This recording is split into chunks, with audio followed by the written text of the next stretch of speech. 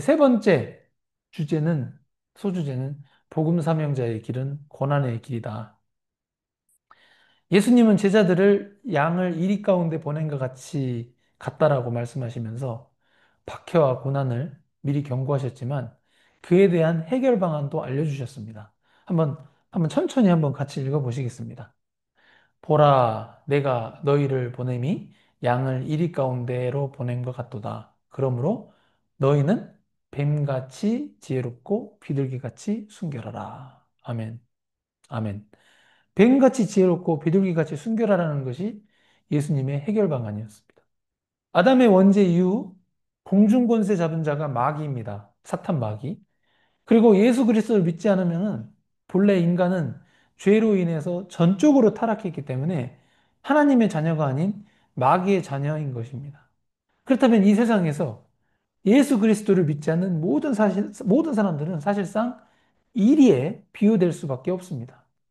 그들의 생각, 그들의 욕망, 그들의 의지가 모두 그들의 아비인 사탄 마귀가 원하는 대로 형성되고 집행되기 때문입니다.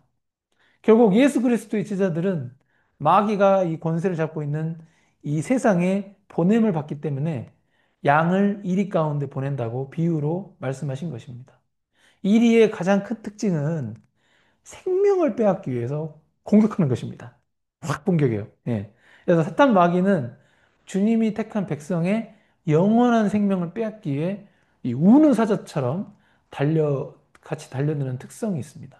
오늘 아침 뉴스에 보니까 태국에서 그 사파리 동물원 있잖아요. 동물원 그 동물 그 직원이 그 사파리 바닥에 있는 쓰레기 주우러 잠깐 그 자동차에서 내렸는데 자기들을 30년이나 거기서 일했던 돌봐줬던 사육사였는데 사자 5마리가 달라붙어서 뜯어 먹어버렸잖아요.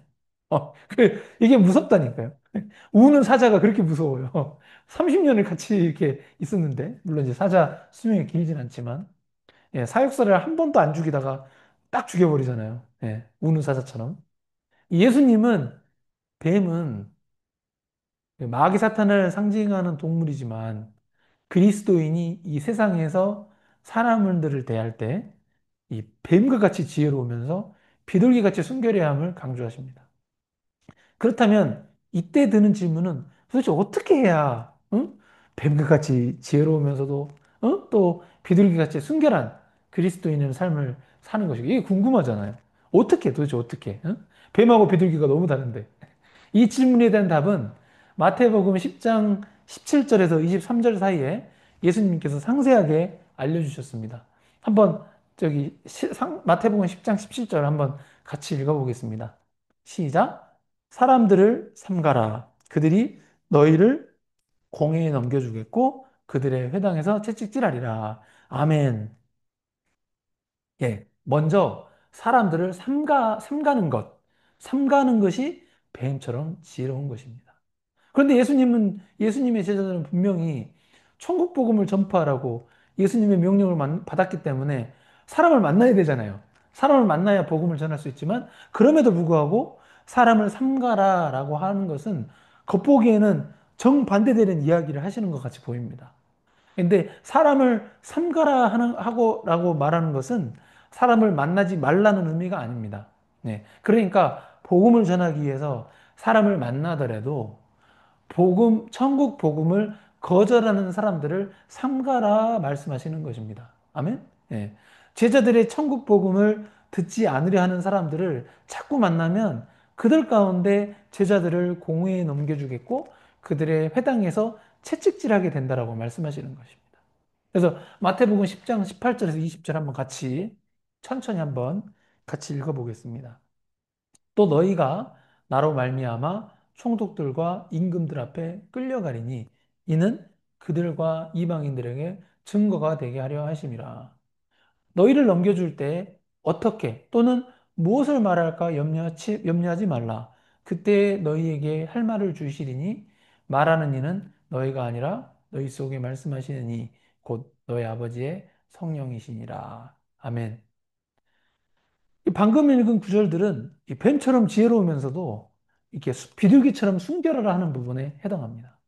예수님의 제자들이 뱀처럼 지혜롭게 사람을 삼가더라도 예수 그리스도의 복음을 전한다는 이유로 이 총독들과 임금들 앞에 끌려가게 된다라고 예수님은 예언하셨습니다.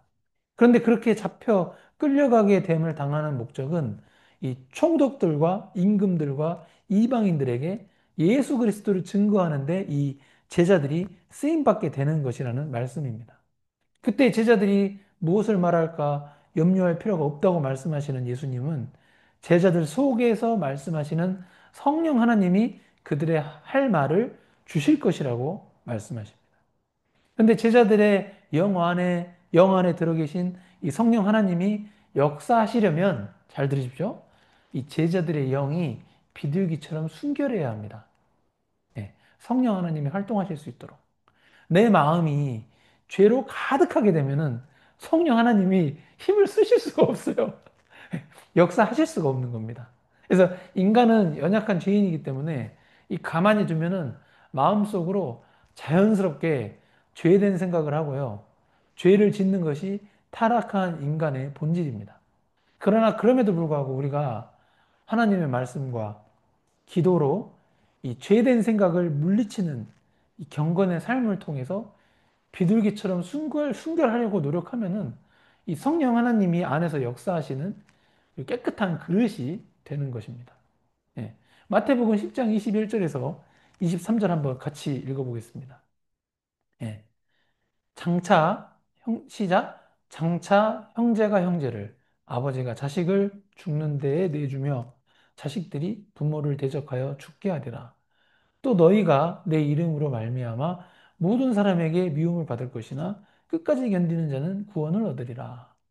이 동네에서 너희를 박해하거든 저 동네로 피하라. 내가 진실로 너희에게 이르노니 이스라엘의 모든 동네를 다 다니지 못하여서 인자가 오리라. 아멘. 여기는 좀 어려운 구절입니다. 잘 집중해서 잘 들으시기 바랍니다. 해석이 되게 어려운 부분입니다. 이 부분은 참 인간적으로 받아들이기 힘든 말씀 구절들입니다. 그러나 예수님께서는 천국 복음을 전파하는 제자들이 겪게 될 일들을 예언하셨던 것입니다. 안타깝게도 인간적으로는 가장 가깝다고 할 수 있는 예수님을 믿지 않는 가족들이, 예? 그러니까 예수님 믿는 가족 말고요. 예수님을 믿지 않는 가족들이 예수님의 제자들을 죽게 할 것임을 말씀하십니다. 육체적으로는 가족이라고 할지라도 예수 그리스도를 믿지 않으면 결국 마귀 사탄의 자식들인 것입니다. 마귀의 목적은 천국의 생명을 얻지 못하게 하고 빼앗는 것이기 때문에 예수 그리스도를 믿는 자들을 미워하고 죽이는 것입니다. 그래서 예수 그리스도를 전하면은 예수 그리스도를 믿는 것을 거부하는 자들에게 미움을 받게 되는 것입니다.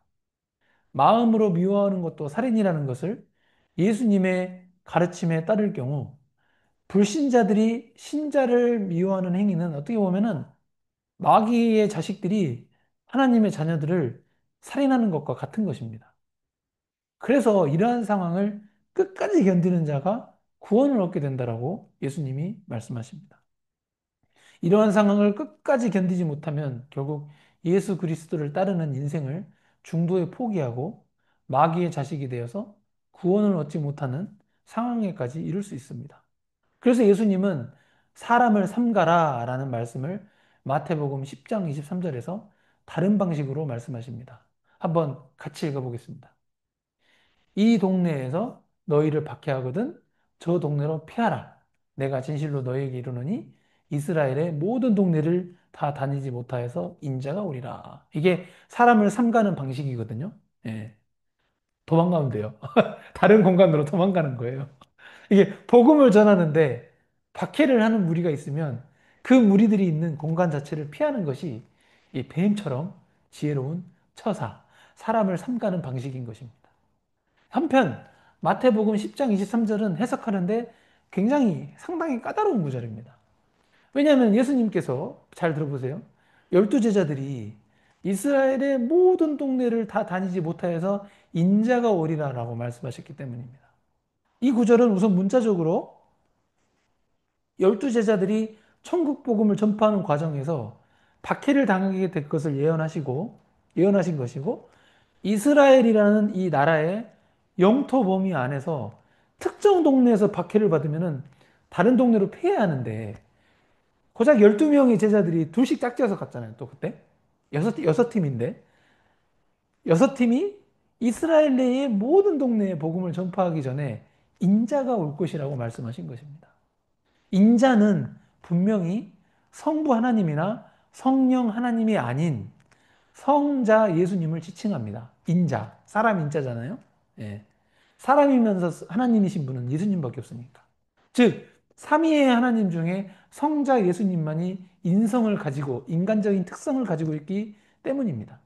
단순히 문자적으로만 있게 되면은 예수님이 열두 제자를 파송하셨기 때문에 열두 제자들이 복음 전파를 하다가 여섯 개 팀이었죠. 두 명이었는가? 하여튼 복음 전파를 하다가 이들이 예루살렘에서 복음을 전하다가 예수님이 오신다는 말씀처럼 읽힙니다. 문자적으로는. 그러나 이 말씀하시는 그 순간 자체가 이미 열두 제자들과 예수님이 이 이스라엘이라는 나라의 물리적 공간에 함께 계시기 때문에 마태복음 10장 23절을 문자적으로만 해석하기에는 무리가 있습니다. 해석이 안 돼요. 문자적으로만 보면. 그렇다고 해도 이해가 안 되는 부분은 열두 제자들은 지금 육체적으로 다 죽어 있잖아요. 죽은 상황에서 아직도 예수님은 재림하지 않았음을 감안하면은 도대체 이 구절은 어떻게 해석해야 하는 것일까요?